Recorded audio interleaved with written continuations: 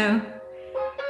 I've been collecting and selling Wizard of Oz books and related ephemera for many years, starting with my childhood collection. Um, and I'm just going to, in this video, show you some of what I think are the most interesting items in my own collection, as well as some that I've sold over the years in my online bookstore, wonderfulbooksofoz.com.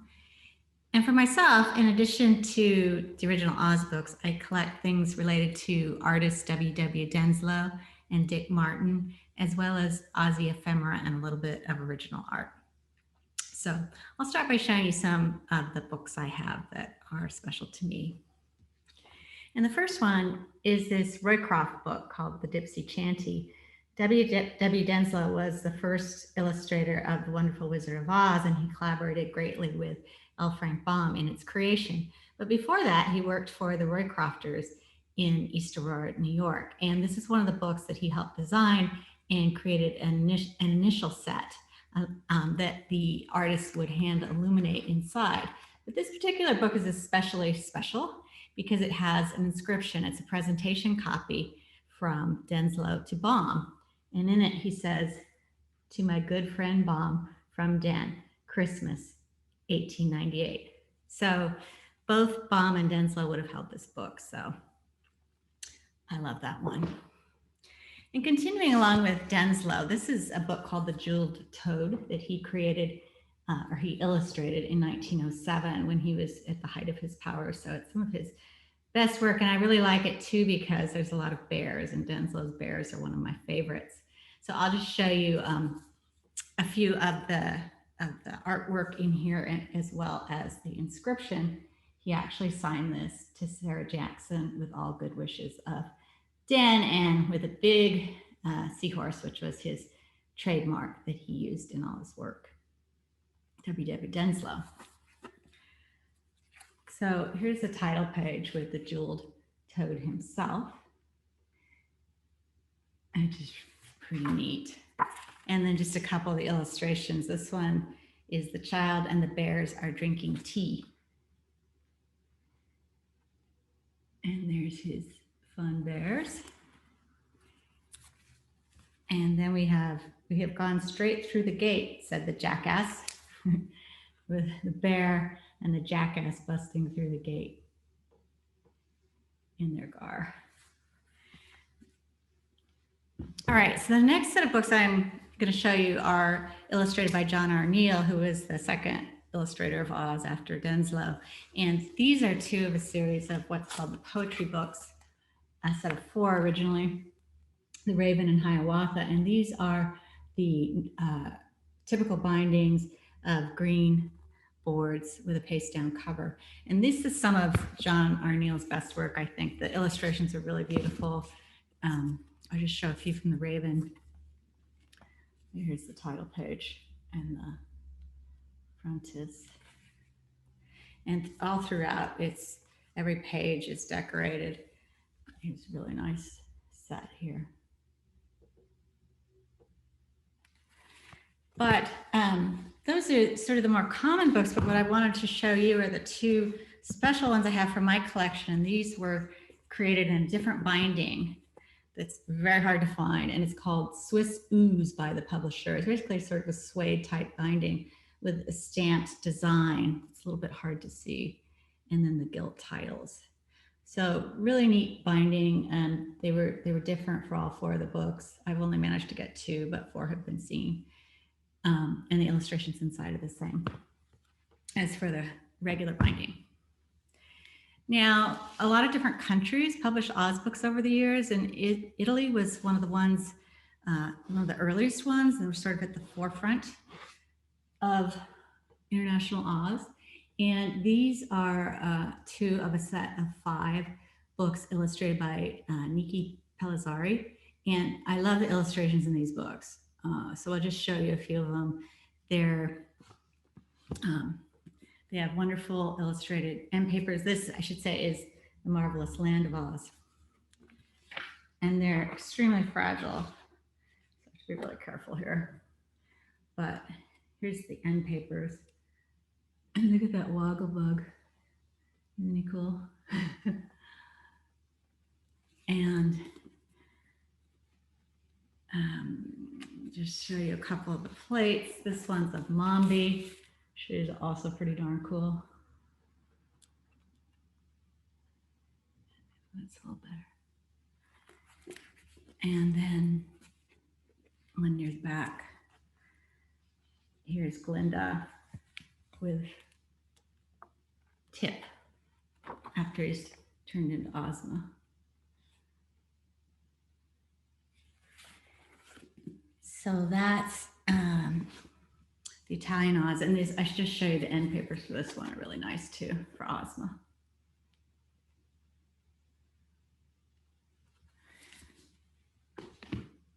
The last book related thing I want to show you is this printing plate. So a few years ago, some original printing plates from the probably Riley and Lee publishers were found, and they were sold individually. And I got this one that's of the Woozy, and you can see here is the original printing plate in metal, and then on the right is print actually pulled from this plate with the Woozy shooting fire from his eye. So this is in my own collection, and also we're going to be using this in the convention next summer, the Oz Club convention in East Aurora, New York, where we're going to the home of the Roycrofters. And we're going to actually, as a souvenir, we're going to be pulling prints from this one and another original plate that somebody is bringing to as a convention souvenir. And we're going to be able to do that on the Roycrofters' own presses, the original presses that were being used 100 years ago. So that'll be really fun. So the next thing I'm going to talk about is Aussie ephemera. So ephemera are things that are not meant to last, usually paper items, but fortunately sometimes they do last. So this first item is the Bomb Bugle. This is the first issue, volume 1, number 1. Nothing like what you know of as the Bomb Bugle today, which is much more elaborate. This was just 4 pages typed, and this was created by the 13-year-old Justin Schiller, who started the club, with input from Frank Jocelynbaum, who was the honorary president. This is actually a little write-up that where he talked about his father. Pretty interesting, because he mentions that he played chess with his father, L. Frank Baum, a game of which he was very fond. That was something I didn't realize. And then there's the words from the chairman, who was Martin Gardner, and books, buys, and bargains. So people were collecting and selling and trading books back then as well. And this is actually Martin Gardner's personal copy, so special to me that way. Now, Dick Martin was another Oz artist that I collect, and he was instrumental in the early days of the club. He was a collector, he was the Oz auctioneer, and he was also very involved in illustrations and design for the Bomb Bugle. And this is something, he also had a wicked sense of humor. So this is something called the Bomb Bazooka that he created in 1967. It's the only one issue, and he's parroting the Bomb Bugle, and he's got the Scarecrow and Tin Man as looking like the Mad Magazine cover boy Alfred E. Newman, because Mad Magazine was very popular at the time. And it's just a few pages kind of poking fun at various members. Another thing Dick did was he did a lot of playing cards as well as greeting cards. And this is a really special deck of playing cards he created. It's called the Mythological Zoo.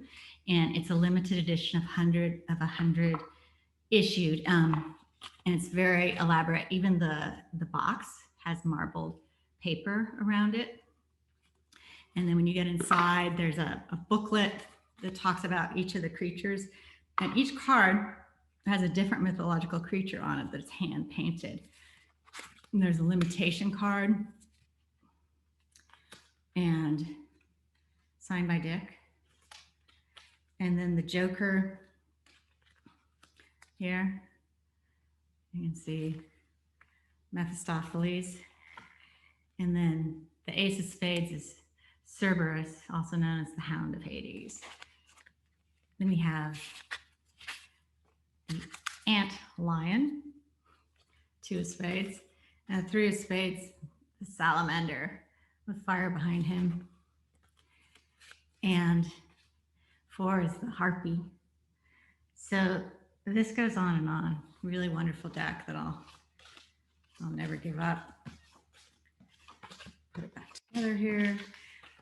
Okay, Dick also designed postcards with Oz connections. So I have a set of 5. There's probably 1 or 2 or 3 I'm missing, but these are really fun.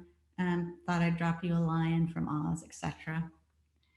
And I think Dick used these for his personal correspondence because I also have this one with a patchwork girl, and he's written to some long-time club members on the back.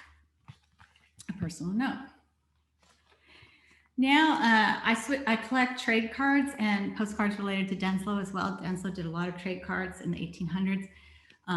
And then there's also some postcards that are related to Denslow because they're actually ripping off his art.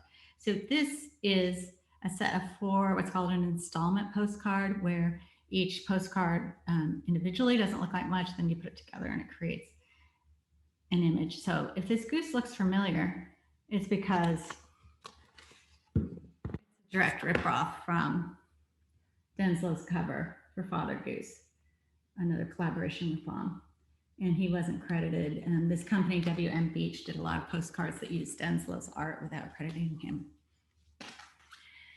So speaking of art, I want to show a few things, pieces of art from my personal collection.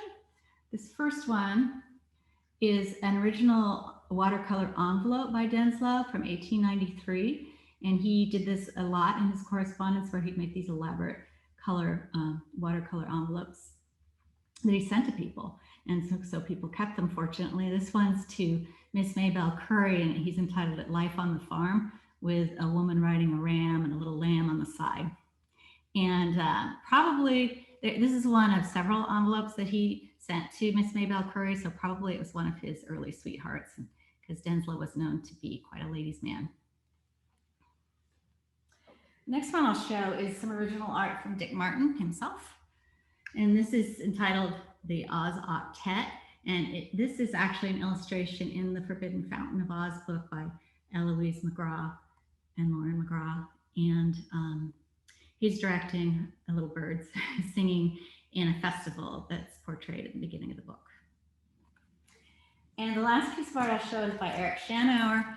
It's a holiday card, one of his original holiday cards from 1988. And I love this one. It's very clever, with Jack Pumpkinhead playing the fiddle and the Woozy singing Christmas carols. And then finally, probably my most treasured Oz possession is this Hungry Tiger. And he is special not only because he's my favorite Oz character, but because he's part of a promotion that Riley and Lee did. And he was a prize for an essay contest in 1926 or 1927. And in addition to the carved Hungry Tiger, the little girl received a set of 6 Oz books that had book plates actually inscribed or signed by Ruth Plumley Thompson, the author of Hungry Tiger of Oz. And this tiger was actually created by a San Francisco wood carver, A.O. Dinsdale. And he's really cool because his legs are jointed. And when you rotate his tail, his head revolves as well. And he's one of my most special items in my collection. I sold the books, but I wasn't able to sell the tiger. He's staying with me. Okay, so those are items from my own collection that I have. And now I'm going to show you a slideshow that shows some of the special items that I've sold over the years in my store, Wonderful Books of Oz, that I thought might be of interest to you. So here we go.